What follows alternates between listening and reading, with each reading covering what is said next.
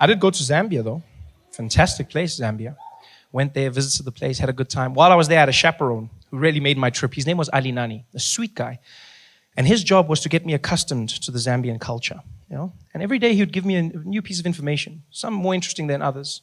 Like one day he looks at me and he goes, Trevor, you know Zambia is a very, very conservative nation, huh? I said, oh, okay, Ali. He says, yeah.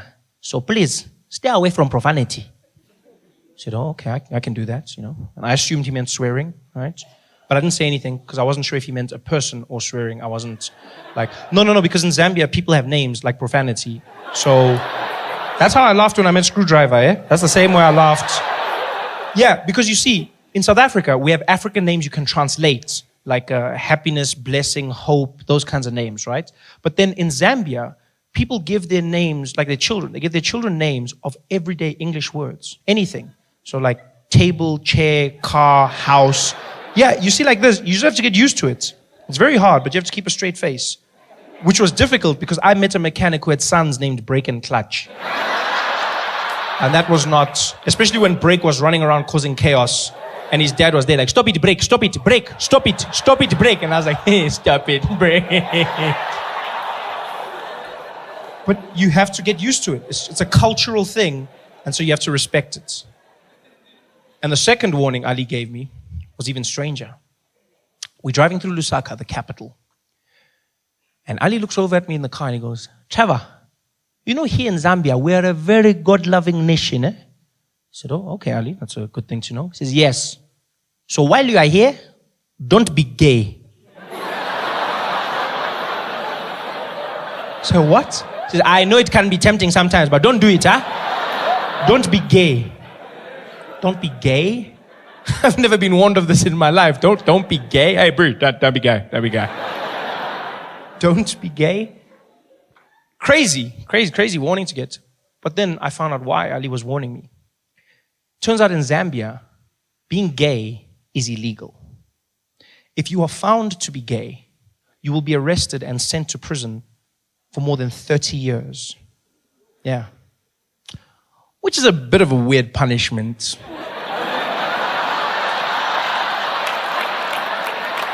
When you think about it. I mean, I'm not saying gay guys would enjoy prison. I'm just saying if I was gay, that's not the worst thing you could do to me. You'd be like, you're going to jail. I'd be like, oh no.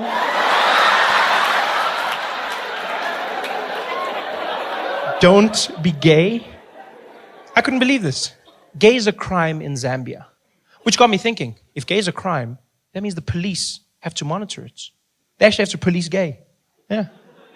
Which means in their police force, they have a gay division. It's a crime. It's a crime. So that means they've got a murder unit, they've got a robbery unit, they've got a white-collar crimes unit, and then they've got a gay unit. Huh?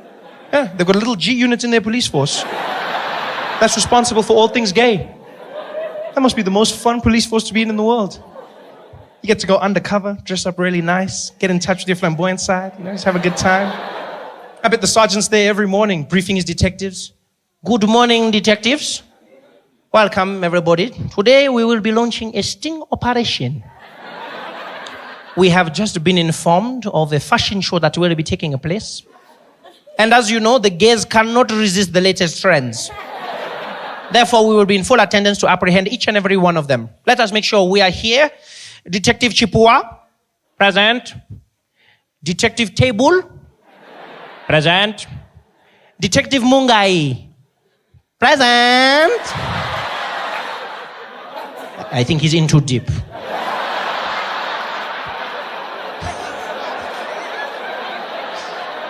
How do you police gay? Do they stop you if you look suspiciously gay in the streets? I mean, gay doesn't have a look, but maybe you've just got a bounce about you. Maybe you just have like a bit of pizzazz. Maybe, Do the police pull up there and it's like, woo! You over there! What is the purpose of that flamboyant scarf? Put your hands up! Turn around! Don't tempt me! Don't tempt me! You are going to jail. How do you police gay? Do they have roadblocks, like for drunk driving? Do they have gay roadblocks? They're just stopping people in their car. Good evening, officer. Good evening, sir. License, please. Thank you very much. Mr. Stylish, huh? Tell me, sir, have you been gay this evening? What? Oh, no. I have not been gay. No. In fact, I don't gay at all. I see. Not even one or two? No. No gays for me. No gays for me. Okay. Then tell me, sir, what is that I can smell on your breath? Is that balls?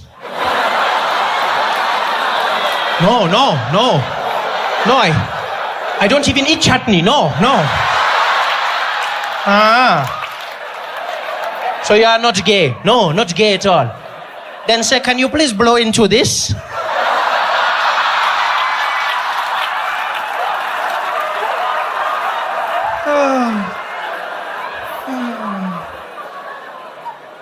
Don't be gay. I was not gay while I was in Zambia, so I had a good time. Went around, saw the people.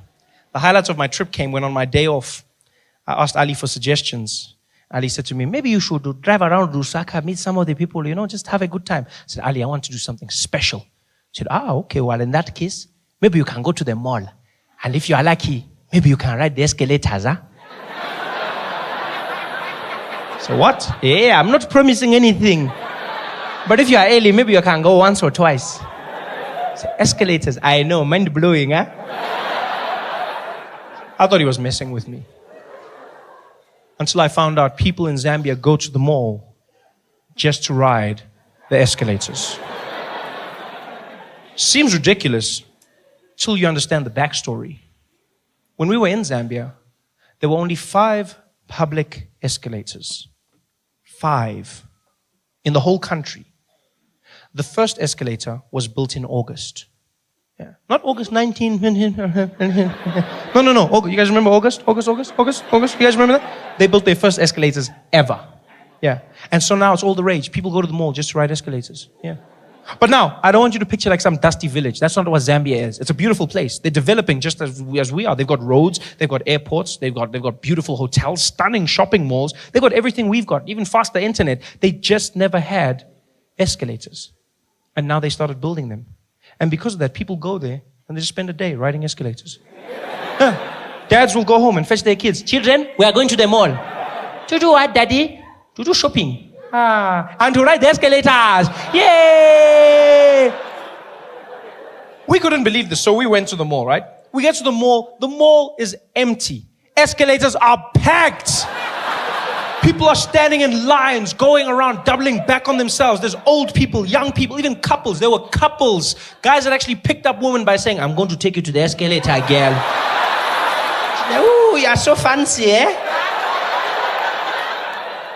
Escalators. Some people didn't even know how to ride the escalators. Kids were easy. They just jumped on. Old people would panic.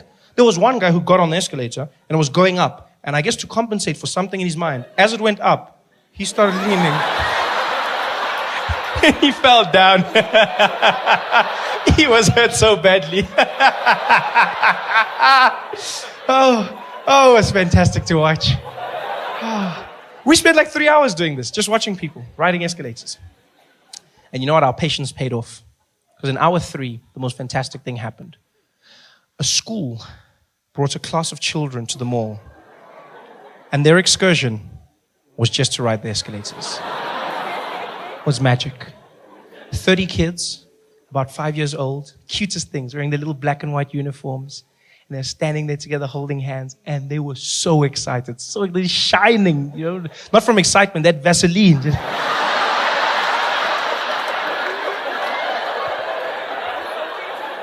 And there's 2 teachers with the children.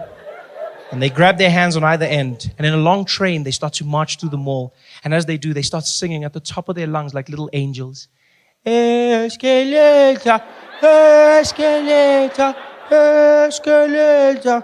Oh, escalator, escalator. And it was the sweetest thing ever. People are waving at them, smiling. And these kids see the escalators and they lost their minds.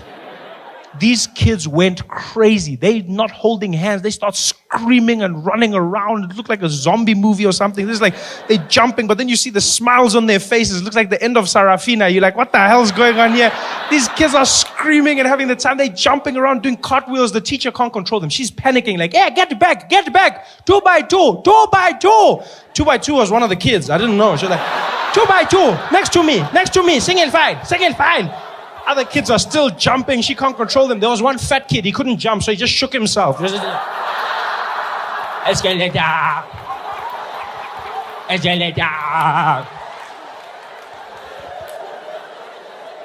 It was the most amazing thing I've ever seen in my life. It's like I had gone in a time machine to a time when escalators were new, brand new and popular. So popular that people were taking pictures of the escalators using their iPhones. Chipiwa, technology, eh?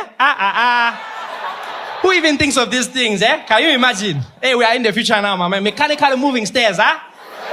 What are we going to see next? I don't even know. I wonder how it works, eh? Let me just check there. Siri, how does an escalator work? I don't know, eh?